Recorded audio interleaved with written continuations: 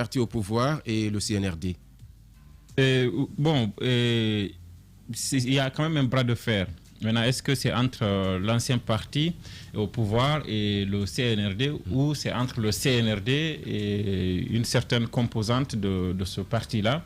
Parce que vous avez vu, on ne peut pas fondamentalement faire porter parti le chapeau de la responsabilité de cette manifestation. À partir du moment où les plus hauts responsables du parti, à savoir notamment Saloum Cissé, n'ont pas manqué de se désolidariser.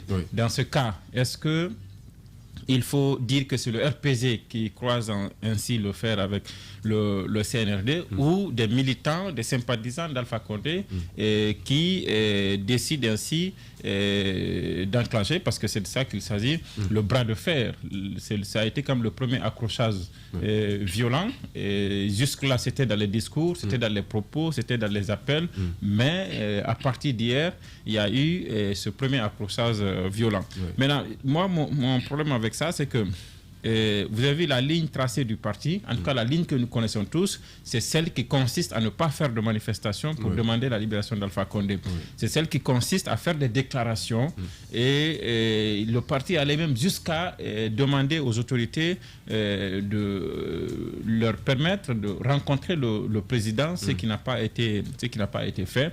Maintenant, après qu'il y ait des jeunes du parti qui décident, eux, indépendamment de la ligne tracée par la direction nationale du parti, qui décident de se soustraire de cette ligne-là, de cette conduite-là, pour organiser des manifestations et pour réclamer la libération d'Alpha Condé. Et je pense que c'est à ce niveau que je ne comprends pas beaucoup. Comment ces jeunes ont pu avoir accès à la cour du parti pour faire leurs déclarations? Comment ils ont pu pouvoir prendre l'initiative sur eux-mêmes de venir dans l'enceinte du parti et organiser une manifestation sans qu'ils ne soient au moins soutenus dans l'ombre par un ou plusieurs responsables. Voilà, surtout que ce n'était pas seulement à Conakry, voilà, surtout que au-delà de la déclaration de M. Saloum Cissé que l'autre a cité, il y a celle de l'honorable Suleiman Keita que nous avons pu interviewer, qui a dit qu'il était étonné, il est même allé jusqu'à dire qu'il ne sait pas qui les pousse. Alors, est-ce qu'il y aurait des gens tapis dans l'ombre, des responsables du RPZ, qui savent que lorsque eux, ils sortent et qu'ils fassent des déclarations qui ne plaisent pas au CNRD, ils peuvent avoir des soucis, parce que Damaro en a été un exemple. Est-ce que ce sont ces responsables-là qui sont derrière les jeunes, qui les poussent à aller à ces manifestations? Moi, je pense que c'est cela. Et si c'est le cas, je ne pense pas que ce soit une mesure, en tout cas, qui puisse porter. Il y a des tractations qui sont en cours. Tout le monde demande aujourd'hui la libération d'Alpha Condé. Même à l'international, on a suivi dernièrement l'interview de Macky Sall. Macky Sall, qui était entre griffes son ennemi juré, qui estime que la moindre chose qu'on peut demander au CNRD aujourd'hui, c'est de libérer Alpha Condé. Donc, il y a eu cet accrochage, il y a eu ces violences qui quand même n'avaient pas raison d'être. Et à un moment donné aussi, ça il faut le dire, je pense qu'il faut profiter pour le dire, lorsque des gens estiment qu'ils veulent manifester, et c'est à l'intérieur de leur parti politique. Je comprendrais mieux qu'on aille réprimer peut-être une manifestation qui n'est pas autorisée sur la voie publique, mais dans la cour du parti, si des gens décident de se réunir à l'intérieur de leur siège pour faire un meeting, pour faire une déclaration, pour faire une manifestation à l'intérieur, tant qu'ils ne se retrouvent pas sur la place publique, ils doivent avoir cette liberté de le faire. Si nous applaudissons ce qui s'est passé hier au siège du RPZ, nous risquons d'être surpris que cela se répercute après dans d'autres QG ou avec d'autres leaders, et ce ne serait pas ce qu'on souhaite. Ce sont les mêmes inquiétudes du côté du FNDC, nous avons vu, le FNDC qui a haussé le ton pour condamner ce qui s'est passé hier au siège du RPG Arc-en-Ciel. Nous, Baldé, est-ce que c'est le même avis que vous partagez? Non, je trouve effectivement que le FNDC a très bien fait de publier cette déclaration. Mais avant de me prononcer sur ça, je souhaiterais que vous me permettiez de revenir sur ce qui s'est passé. Parce que moi, je suis sincèrement de ceux qui ont été déçus par cette initiative, par cette manifestation qui n'en est pas une. Oui. Je pense que lorsque nous demandions au professeur Alpha Condé, alors président de la République, d'accepter de suivre la bonne voie, de quitter dignement la tête du pays, il y a des gens qui insultaient l'intelligence de tous les Guinéens pour dire qu'eux étaient prêts à mourir pour le professeur Alpha Condé. Aujourd'hui, cette personnalité qui a quand même dirigé le pays et qui a l'âge que nous connaissons est détenue, et on demande clairement qu'il y ait une manifestation, même si les dirigeants du parti disent se désolidariser, mais comme l'a analysé Tcherno, à voir ce qui s'est passé, on sent qu'il y a eu un soutien à l'interne, même si les discours officiels trahissent les faits. Mais moi, j'ai trouvé une mobilisation très faible qui n'est pas digne de ce grand parti. J'ai vu des gens, puisque ceux qui nous suivent à la télé n'ont pas eu l'occasion de voir ces images, j'ai vu une poignée de personnes se retrouver en se faisant des selfies. Ce n'est pas ça une manifestation pour réclamer à une junte militaire la libération d'un chef d'État renversé. Et je pense que la mobilisation n'a pas été à la hauteur. Je pense que ces gens ont trahi le professeur Alpha Condé, ont trahi la Guinée, et aujourd'hui refusent de voir la vérité en face, parce que soit vous vous levez pour réclamer clairement la libération du professeur Alpha Condé, soit vous lui tournez le dos pour marchander avec la junte militaire, chercher des postes comme ça a commencé. Je pense que ça ne devait pas être l'objectif primordial du RPG Arc-en-Ciel. On a vu le RPG se retrouver là-bas, discuter avec les partis alliés pour se partager des postes de responsabilité, mais pour l'avenir du professeur Alpha Condé, on trouve des astuces pour ne pas sortir. Je pense que ce n'est pas une bonne chose. Maintenant, après cette rencontre, je pense que ce qu'on a fait, la répression a donné plus d'écho à la rencontre. Il n'y avait vraiment pas eu de mobilisation. C'est la répression qui donne du poids à cette rencontre, puisque les rencontres interdites, on en a vécu dans ce pays. On a vu des gens se mobiliser alors que les mobilisations sont interdites. Donc, à vous entendre parler, on a l'impression que les forces de l'ordre n'auraient pas dû intervenir brutalement. Elles auraient dû quand même partir sur les lieux pour pouvoir canaliser. Effectivement, éviter qu'il y ait une mobilisation forte qui peut-être se déverse dans les rues de Conakry. Ça, j'aurais pu comprendre. Et pour encadrer, pas réprimer.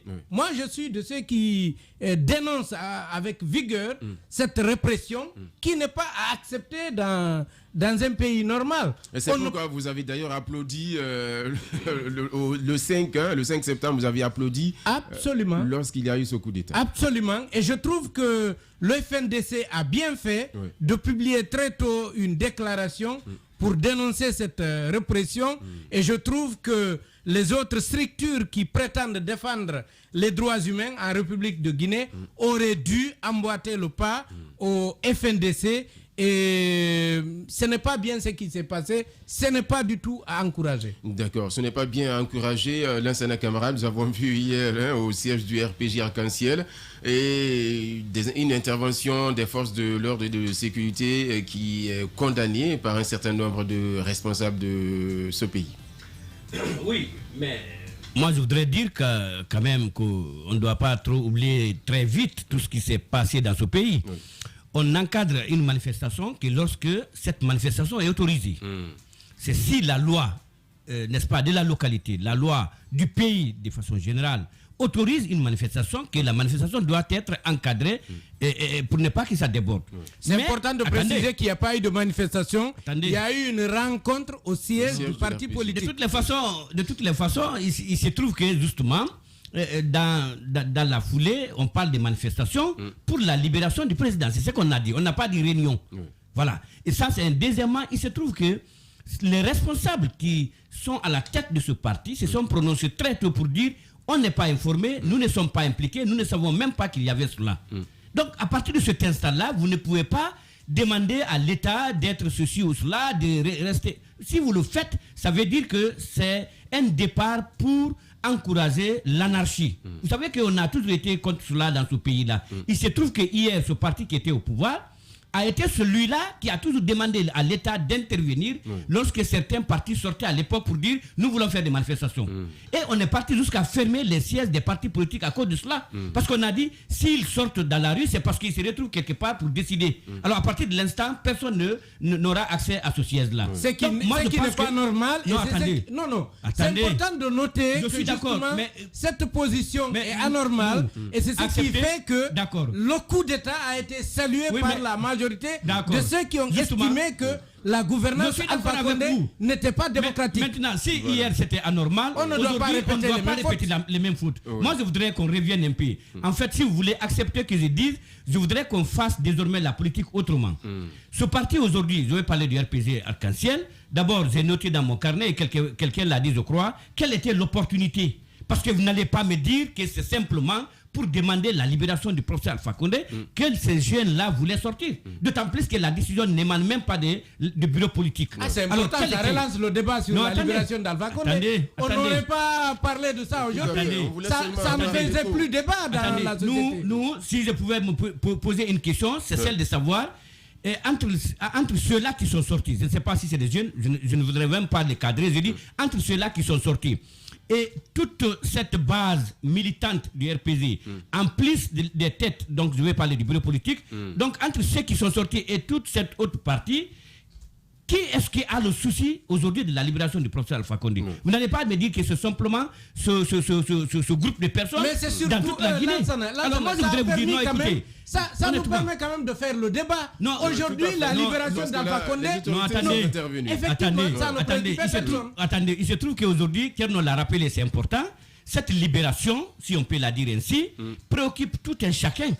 Il se trouve même à l'international, les chefs d'État, les organisations sous-régionales et même internationales se prononcent. Et ce n'est pas qu'en Guinée, ailleurs aussi, lorsque la question se pose, il se trouve que les gens se prononcent. Mais tout doit être dans l'ordre. Moi, je voudrais vous dire, nous, pour être franc avec vous, que en ce qui concerne le RPG, la seule action du RPG que je pourrais saluer aujourd'hui, c'est de faire en sorte qu'eux-mêmes ils contribuent à la sérénité dans ce pays-là. Parce que nous sommes dans une transition quand même. Nous sommes dans une transition. On n'est pas à un moment où on peut se prévaloir, même si les lois nous accordent cette liberté, de sortir de satiété. Nous sommes à une transition. Et nous savons comment la transition est arrivée. Et vous êtes un des acteurs, et la société civile sont des acteurs également, qui se sont battus pour que nous soyons là aujourd'hui. Alors, si nous sommes dans cette transition, soyons ceux-là qui changent un peu de peau. Qu'on se dise, hier on l'a fait, aujourd'hui on ne le fait pas. Le RPG Arc-en-Ciel aurait pu contribuer, encore une fois, à la sérénité, et faire en sorte que l'éducation à la base des militants se pose. Qu'est-ce qui les empêche aujourd'hui d'appeler tout un chacun dans les bases à l'intérieur du pays, pour dire, gardez la sérénité, nous sommes là, nous sommes en train d'observer, parce que ça ne va pas durer. Ce professeur Alpha Condé, le même dont on parle aujourd'hui, a quand même fait la prison dans ce pays-là pendant plus de 2 ans et qu'il était incarcéré. Et donc c'est normal qu'il continue. Non, je n'ai pas dit c'est normal. Moi, ce qu'il est en train de subir, je ne qualifie pas ça de prison. J'ai juste rappelé l'histoire qui s'est passée. J'ai dit il a été incarcéré ici pendant plus de 2 ans. Quand même, les gens ont gardé la sérénité. Ça n'a pas atténué le combat politique, mais ça les a amenés à ce qui s'est passé après. Donc ce n'est pas de l'agitation. Et quelqu'un l'a rappelé. Lorsqu'on a vu des gens justement faire des selfies, parce que ce sont souvent des influenceurs sur les réseaux sociaux qui disent voilà, nous sommes aussi, écoutez, nous sommes là, on se bat, etc. Pendant ce temps, le gars, il est dans un coin, on ne sait même pas s'il était au siège. Donc moi, je pense qu'aujourd'hui, c'est la sérénité qui doit prévaloir et tout ce qui doit se faire au nom du parti doit émaner d'abord des responsables du parti. Qu'est-ce qui les empêchait d'aller voir les responsables pour les dire, nous voulons le faire, comment vous dites? Parce qu'il ne faut pas que hier, comme je l'ai dit encore une fois, c'est qu'on n'a pas accepté pour d'autres, que vous disiez, non, nous sommes dans les... surtout que Kerno, je ne suis pas du tout d'accord avec vous quand vous dites, bon, à partir du moment où ils sont pas sur la place publique, on peut les laisser. Non. il se trouve que même dans votre concession, vous êtes avec des voisins. C'est des citoyens guinéens. Si ce que vous faites dans votre case ou dans votre concession dérange un petit peu, ça doit interpeller l'autorité. Et c'est l'autorité qui gère toutes les portions de ce pays-là. Vous ne pouvez pas vous prévaloir de votre droit de citoyen et de votre droit de ceci ou cela pour entamer des actions lorsque ce n'est pas autorisé. Actuellement, les manifestations politiques ne sont pas autorisées. Je pense que nous devons être dans cette logique et accepter dans cette phase transitoire. Voilà, nous devons être dans cette logique. Sekou Jamal Pendessa, est-ce qu'on peut dire aujourd'hui qu'au sein du RPG Arc-en-Ciel, la cacophonie est déjà là? Oui, la cacophonie est là, mais on va bondir sur ce sujet en touchant deux aspects. D'abord, concernant l'acte des autorités actuelles, pour tout démocrate, on ne peut pas se permettre de laisser un tel acte passer inaperçu. Il faut déjà prouver ce comportement. Vous savez, dans les discours du CNRD, on a toujours dit qu'il faut éviter les erreurs du passé.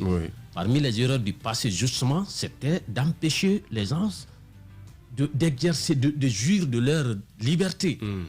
On ne peut pas comprendre qu'un parti politique initie une réunion, un rassemblement au sein de son parti qui n'est pas un lieu public et puis qu'on vient l'empêcher. Mais ce n'est pas le parti politique qui a initié ça. À ce niveau également, je devais justement répondre à une partie de votre intervention. Ce n'est pas parce que les responsables du parti ne sont pas pour une manifestation qu'on doit refuser ce droit aux jeunes. Un parti politique est composé de plusieurs structures. Donc il y a la structure de la jeunesse. Si le bureau des femmes ne veut pas manifester, les vieux peuvent manifester. Si le bureau national ne veut pas manifester, les jeunes, s'ils le veulent, ils peuvent manifester. Sinon, c'est la dictature qui s'impose au sein du parti. Donc ils ont tout à fait leur droit, les jeunes, de venir manifester. Est-ce que les mêmes jeunes n'ont pas aussi le droit d'écouter vraiment ce bureau politique des jeunes doivent dire. Il y a une organisation au sein des partis politiques. Il faut qu'on accepte sur cela. Les partis politiques, c'est des entités démocratiques. Organisées. Si je ne suis pas d'accord avec quelqu'un, je le dis clairement. Vous comprenez? Donc, les contradictions, c'est important dans bien entendu. Sinon, on n'est plus dans un parti politique. Pour vous que ces contradictions aboutissent à quelque chose de consensuel? Pas forcément, pas dans tous les cas. Pas dans tous les cas, c'est pas la même chose. C'est que on ne pouvait pas, en tout cas si on était dans une démocratie, dire que jeunes ne peuvent pas se réunir sans l'aval des vieux. Non, ça, vous comprenez? Pourtant, je termine. Ok, on va le laisser terminer. Allez-y. Je termine. Allez-y. Donc c'est ce qu'il faut dire. Et même l'argument selon lequel les manifestations ne sont pas autorisées actuellement, c'est pourquoi il fallait les empêcher, ne tient pas. Puisqu'au même moment, il y avait une autre manifestation du côté de Bellevue. Puisque cette fois-ci, c'était pour venir remercier le CNE. Non, ce n'est pas une manifestation. On reviendra tout à l'heure sur ça. On en parlera. Voilà, on en parlera. Donc, pour revenir maintenant au comportement des jeunes, cette fois-ci, là où je vais faire l'analyse qui ne soit pas en leur faveur, c'est que pendant des années ici, on a dénoncé les exactions du pouvoir d'Alpha Condé, donc de leurs champions dont ils réclament la libération aujourd'hui. Ils étaient là, ils cautionnaient l'arbitraire, ils cautionnaient l'injustice. Vous savez, en termes de lutte pour des valeurs, en termes de lutte contre les injustices, si vous n'incarnez pas certaines valeurs, c'est que vous ne pouvez pas réussir votre combat. Quand vous êtes vraiment quelqu'un de valeur, c'est pas parce que c'est mon champion qui est au pouvoir, je vais me taire sur des exactions. Quel qu'en soit celui-là qui est au pouvoir, quand il a des exactions, et le courage de dénoncer. C'est pas parce que c'est chez votre voisin aujourd'hui ou votre adversaire politique que vous allez vous taire. Sinon, ça vous affaiblit demain. Ça va vous rattraper. C'est ce qui les arrive aujourd'hui. Si vous ne le faites, vous savez, le premier ennemi d'un combattant, c'est quoi? C'est sa conscience. Si vous n'êtes pas intérieurement fort, vous ne pouvez pas réussir un combat pour les valeurs. Vous voulez manifester, tu t'assois, tu dis, j'étais là hier. On réprimait les militants du FNDC, de l'opposition en général, mais je ne disais rien. Aujourd'hui, je vais sortir. C'est ta conscience qui te combat d'abord. D'abord, tu as honte, si tu es quelqu'un de conscient, de sortir le visage devant le public, le peuple de Guinée, encore dire, combattre quelque chose que tu as cautionné hier, ça t'affaiblit. C'est pourquoi quand on dit, il n'y avait pas, nous on a couvert cette manifestation, il n'y avait pas, je ne pense pas s'il y avait 20 personnes. Il n'y en avait pas. Vous comprenez? Donc ça veut dire tour. Il y en a justement qui veulent la libération d'Alpha au sein du parti, mais ils ont honte aujourd'hui. Ça ne se fait pas. Moi en tout cas, moi personne, je n'ai jamais cautionné l'arbitre, quel qu'en soit celui-là qui est en train de subir. De la même manière qu'on ne va pas les cautionner aujourd'hui pour Alpha Condé. C'est pourquoi, le jour où tu vas te tourner vers moi, je vais répliquer avec toute la force. Donc, c'est la leçon que les jeunes doivent tirer aujourd'hui. Oui. Et même ceux-là qui soutiennent le CNRD aujourd'hui, c'est le bon moment. Parce que ça se prépare maintenant là. Et eux aussi, ils peuvent se retrouver dans une position de faiblesse demain. Donc, c'est tout le monde qui doit aussi condamner ce qui s'est passé hier. Oui. Sinon, les jours où leur tour va arriver, et je seront faibles de la même manière que le RPG est faible aujourd'hui. Et c'est le pays qui va continuer dans cette situation. Bien entendu. C'est pourquoi, de passage, je dis justement, le FNDC a bien vu, a vu juste de faire cette déclaration. C'est pour dire que nous, on n'était pas là contre quelqu'un, on était là pour des valeurs. Et c'est ce que le RPG n'a pas montré. Durant les 40 ans de lutte, leur comportement a finalement prouvé, en tout cas moi, qu'ils ne se battaient pas pour des valeurs, mais ils se battaient juste pour avoir le pouvoir. Le pouvoir. Ce que je veux dire, vous savez, il y a deux choses dans cette situation. Et quand on les mélange, on risque de ne pas de passer à côté. Il y a ce contentieux que le peuple de Guinée, en tout cas une partie du peuple de Guinée a, avec le RPZ en tant qu'entité qui a géré ce pays pendant ces 10 ans. Et ce contentieux, c'est quoi? C'est le fait que le RPZ n'a pas brillé par le respect, notamment des valeurs républicaines. On a réprimé des manifestations, on a tué des gens, on a séquestré des opposants, tout s'est passé et on a toujours trouvé des arguments pour accompagner le gouvernement, pour justifier ce que le gouvernement a fait. On a ce problème avec le RPZ. Mais ça, c'est le RPZ. L'autre pan de ce qui s'est passé hier, c'est par rapport aux valeurs. Et si nous nous laissons dominer par le mauvais souvenir qu'on a de la gouvernance d'Alpha Condé, on risque même parfois d'approuver même la répression qui a eu lieu. Alors que c'est deux choses, comme je viens de le dire, qui sont à séparer. C'est vrai que le RPZ nous a montré ce qu'il a été, mais ce que nous voulons, c'est qu'à partir du 5 septembre, surtout qu'on nous a promis une refondation de l'État, on nous a promis l'inclusivité, ensuite on nous a sorti une charte et qui a reconnu les droits universels accordés aux êtres humains. Et à partir de là, je pense qu'il faut être rigoureux vis-à-vis de ces autorités pour les amener à respecter leurs paroles, c'est-à-dire qu'à changer la donne. Changer la donne, c'est ne pas commettre les mêmes fautes, je vais dire, au temps d'Alpha Condé. Mais ça va être difficile. Je l'ai dit depuis le début. Moi, j'étais de ceux-là qui disaient ici, on ne peut pas mettre de côté, parce qu'il y a eu ce discours qui avait commencé à l'époque, est-ce qu'il ne faut pas mettre le RPZ de côté comme on l'a fait au Burkina et ailleurs? J'avais dit ici, non, on ne peut pas mettre le RPZ de côté. Il a le même droit que l'UFDC et les autres partis. C'est à la population guinéenne, aux électeurs, le jour de vote, de décider de continuer à composer avec le RPZ ou de l'écarter de la chaîne politique. Ça, c'est au peuple de décider.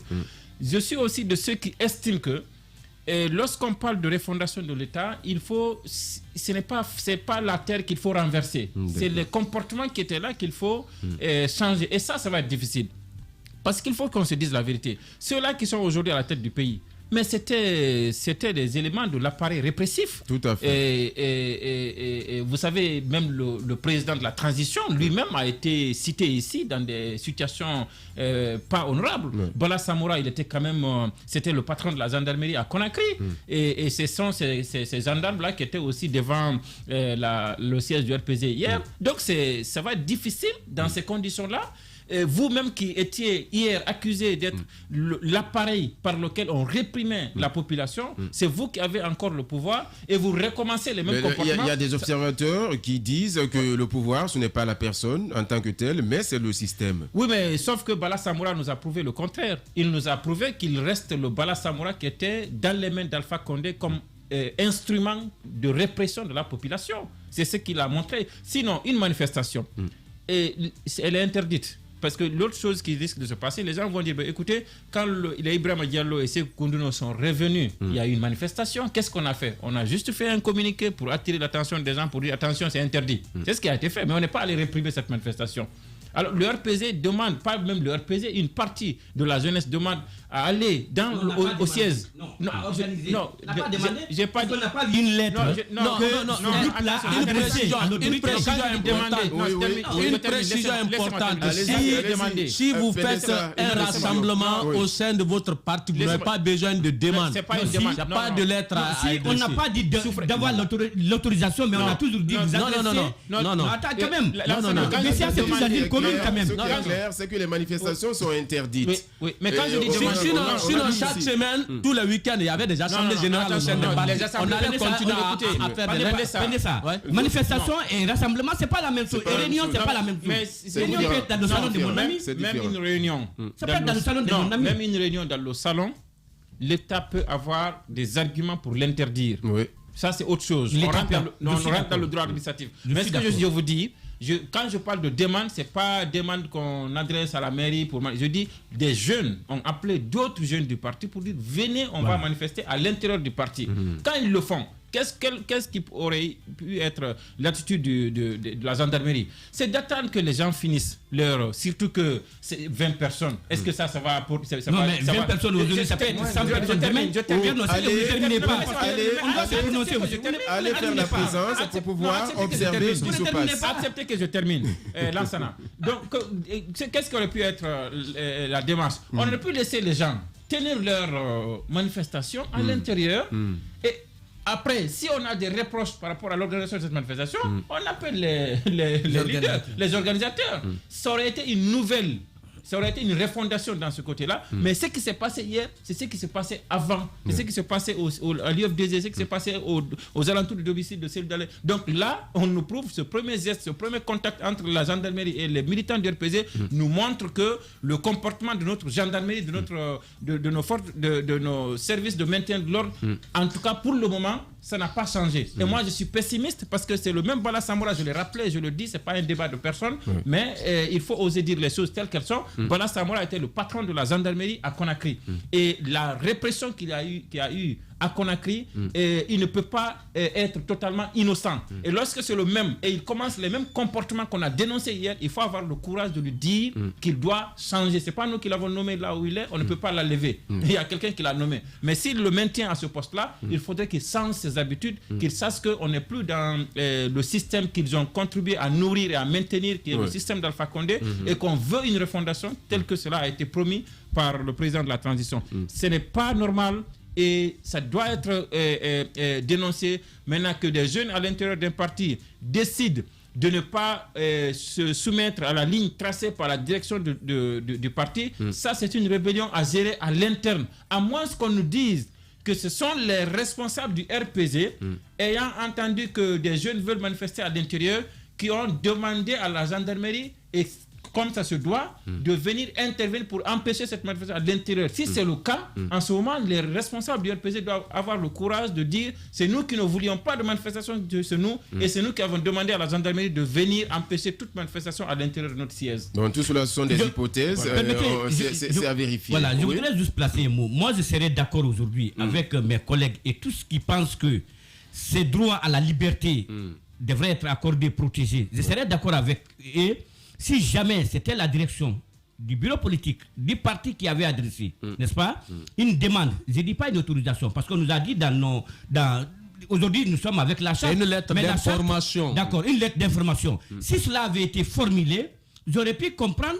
Peut-être que ça sera dans un cadre organisé, mais je ne peux pas accepter et je ne peux pas du tout adhérer à cette idée comme quoi, parce qu'un parti quand même, c'est une organisation. D'abord, ça commence par ça, une organisation. Vous comprenez? Donc ça veut dire qu'il y a des responsables qui sont élus à des niveaux différents. Tout ce que vous devez faire à votre niveau, vous devez d'abord vous faire, comment on appelle, vous référer à la hiérarchie. Et donc vous ne pouvez pas vous lever parce que vous avez le souci de ceci-là. Aujourd'hui on parle de 20 personnes, d'accord, ça ce n'est rien. Mais si aujourd'hui on laisse 20 personnes faire la même chose, demain ça va être 100 personnes, et si après demain ça va être 200 000 personnes, qu'est-ce que vous allez faire? Mais pourquoi on va faire des manifestations? Non, attendez, on n'a pas peur des manifestations. Ça doit être dans un cadre.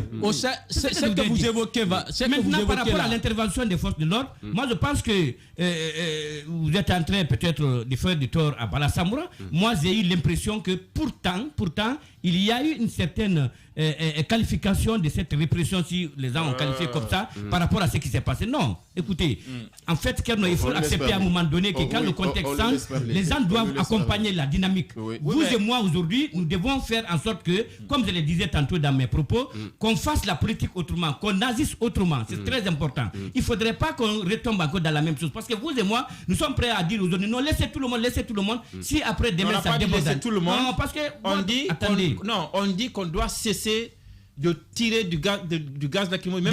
Mais comment 20 personnes... Il n'y a pas de problème, on doit cesser de le faire. Non, je suis d'accord, on doit cesser de le faire. On dit 20 personnes. Laissez-moi conclure pour que une fois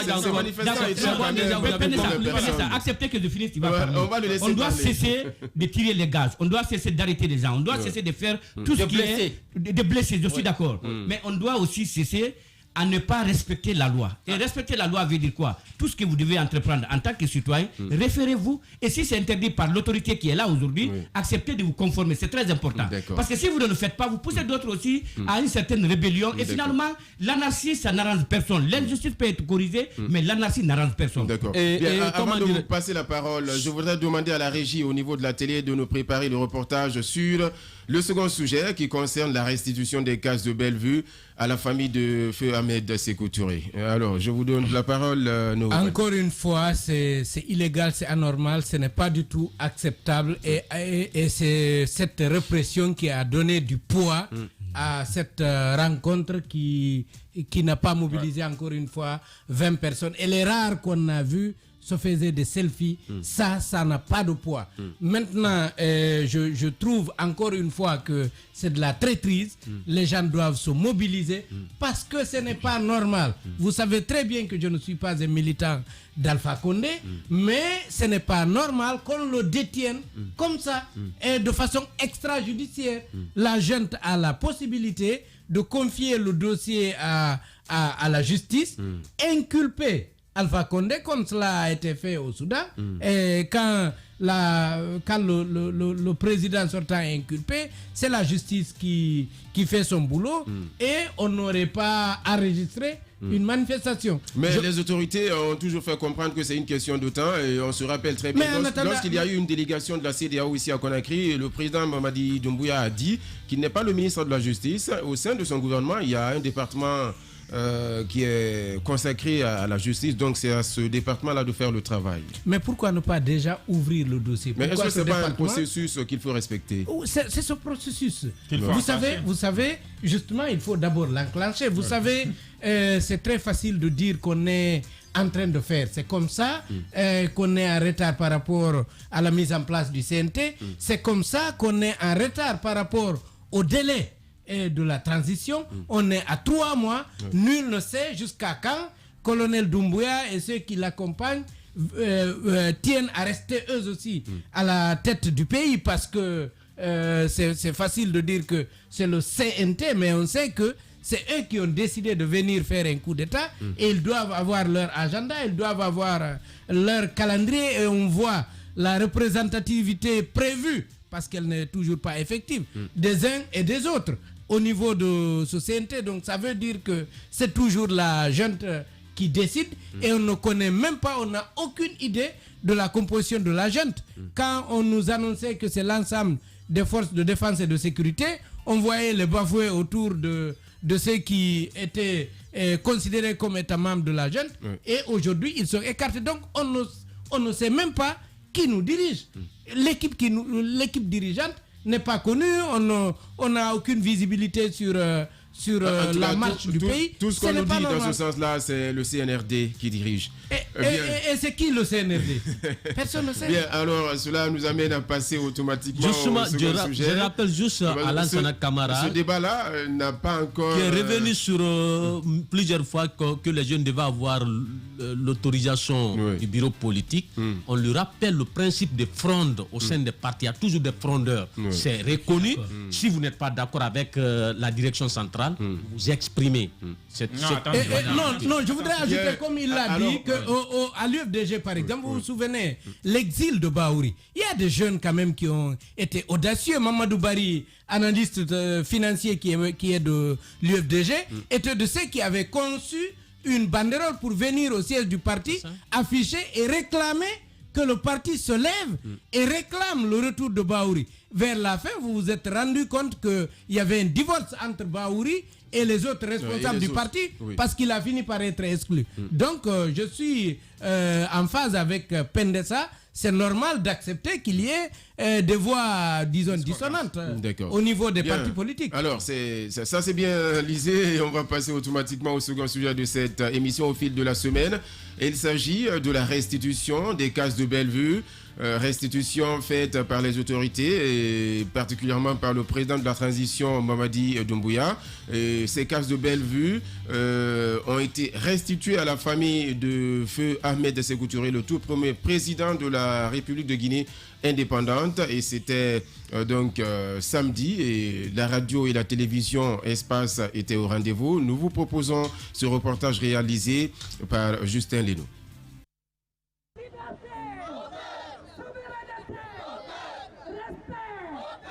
Des slogans révolutionnaires scandés par les partisans du guide de la révolution, le fait camarade Ahmed Sékou Touré. Ici, au cas de la Bellevue, ils expriment leur joie à la famille après la restitution des biens immobiliers de Sékou Touré.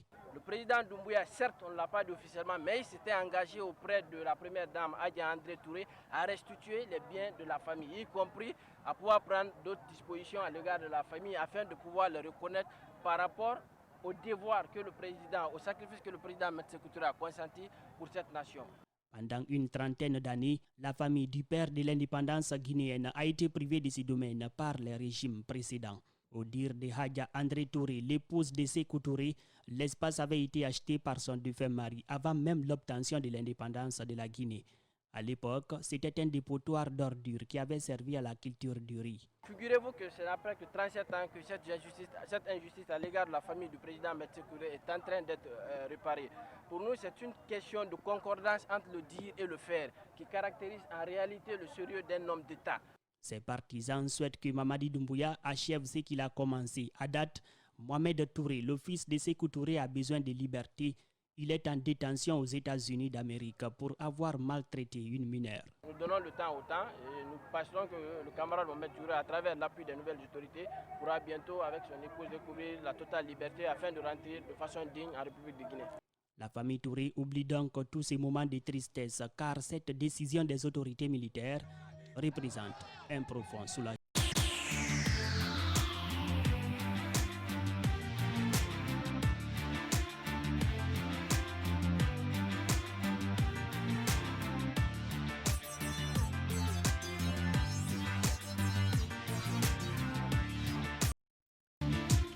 Bien, il est 13h passé de 47 minutes. Vous êtes toujours dans votre émission au fil de la semaine, une émission qui vous parvient tous les dimanches à partir de 13h. Et nous sommes ensemble jusqu'aux portes de 15h. Vous venez de suivre avec nous ce reportage réalisé par notre ami de la télé. Il s'agit de Justin Leno. Reportage autour de la concession ou bien des cases de Bellevue, parce que l'équipe de reportage de la radio n'a pas pu avoir le pouvoir de pénétrer à l'intérieur de la cour. Mais quand même, nous avons vu une certaine mobilisation d'un certain nombre de militants autour de cette case pour pouvoir manifester leur joie par rapport à cet acte que vient de poser le CNRD et Mamadi Doumbouya. Sékou Djamal Pendessa, est-ce que nous pouvons dire que c'est une nouvelle page qui vient d'être écrite par le CNRD au pouvoir? Oui, une nouvelle page. Et une occasion saisie, ils ont su réparer une injustice qui a duré de très longtemps. De 37 ans. Encore des leçons à tirer. La première leçon concerne le pouvoir de Lansana Conté, c'est-à-dire quand vous êtes à la tête de l'État, il faut bien analyser les décisions que vous prenez. C'est très important. Il ne faut pas prendre des décisions selon vos humeurs, mais référez-vous à la loi, référez-vous aux principes. C'est-à-dire, moi, je suis un homme d'État, je vais prendre des décisions qui vont résister au temps. Mais pour se rassurer que votre décision puisse résister au temps, il faut que ce soit des bonnes décisions. Si vous prenez des décisions injustes, mais tôt ou tard, le tort sera réparé, c'est ce qui est arrivé. Tout à fait. Vous comprenez? Deuxième leçon à tirer, ça concerne le régime d'Alpha Condé. C'est-à-dire, quand vous avez de l'opportunité pour poser certains actes, il ne faut pas attendre. des actes historiques, il faut les poser. Il a fait 10 ans au pouvoir, il n'a pas pu corriger cette injustice, vous comprenez. Il y a beaucoup de reproches faits au régime de Sékou Touré. Le débat n'est pas à ce niveau. Moi, je ne suis pas historien, par exemple. Le débat n'est pas à ce niveau. C'est-à-dire, il s'agit d'un patrimoine qui revient à sa famille.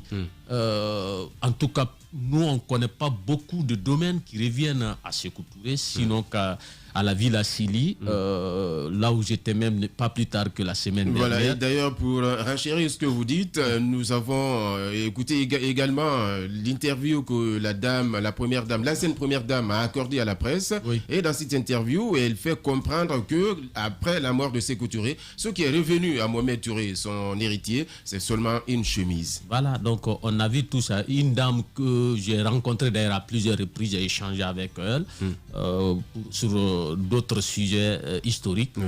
Vous comprenez? Donc, Alpha ne l'a pas fait. Il n'a pas. J'ai dit ça au colonel Doumbouya lors de la rencontre du CNRD avec les associations de presse, quand je rappelais le combat que le syndicat a mené et que le régime d'Alpha Condé nous bloquait. J'ai dit, nous, on n'est pas là pour chanter quelqu'un. C'est-à-dire, on vous aide à rentrer dans l'histoire. Oui. On vous dit, voici ce que prévoit la loi, voici ce que acceptent les principes de valeur. Si vous acceptez, vous rentrez. Si vous refusez, on vous laisse. Mais ce que vous allez comprendre, c'est que tôt ou tard, l'injustice sera réparée. Donc, c'est arrivé au régime d'Alpha Condé. Oui. C'est-à-dire, ils étaient là, ils avaient toute l'occasion de poser cet acte pour que l'histoire retienne que c'est Alpha qui a corrigé cette injustice. Il ne l'a pas fait. Aujourd'hui, il n'est pas là. Quelqu'un d'autre l'a fait. C'est ce qu'il faut refuser. Oui. Bien entendu. Malheureusement, ils ne l'ont pas fait aujourd'hui. Voilà. En tout cas, c'est une bonne nouvelle pour la famille. J'ai vu la réaction de Mohamed Touré depuis les États-Unis en prison. Il a réagi sur les réseaux sociaux. On a vu aussi cette vieille dame. C'est une bonne nouvelle puisqu'elle a pu vivre ça avant sa mort. Tout à fait. Et voilà. elle a dit vraiment que c'est symbolique. C'est symbolique. C'est vraiment symbolique. Actuellement, elle parle très très difficilement. Le poids de l'âge est là maintenant, mais elle a quand même eu le courage de prononcer ces quelques mots par rapport à ce qui vient de se passer. Nous, Baldé, vous avez 2 minutes avant qu'on arrive à la page publicitaire. Tout d'abord, j'apprends que le général Lansana Conté, alors président, avait déjà pris un décret pareil en 1994. J'apprends qu'il l'avait fait et que le CNRD n'aurait dû faire qu'un décret d'application parce que la décision a été prise, mais il n'y a pas eu d'application. Et aujourd'hui, c'est la même chose qu'on fait. On prend le décret, mais il n'y a pas d'application qui est bon. Je pense qu'il y a un souci à ce niveau et certains interprètent cela comme l'envie de se montrer un peu, de soigner son image et d'autres pensent un peu à du populisme par rapport à ce décret en estimant que c'est un décret d'application qu'on aurait dû faire et surtout éviter que notre président vienne prendre un autre décret par rapport à la même chose. Deuxièmement, certains disent que le feu Sékou Touré a acquis ça en tant que maire de Conakry. Est-ce que c'est le cas? Est-ce que c'était un domaine public? Avant qu'il le soit. D'accord. Alors nous, au Baldé, on me fait comprendre qu'il est déjà 52 et c'est le moment pour nous de partir avec nos partenaires. Nous reviendrons juste après.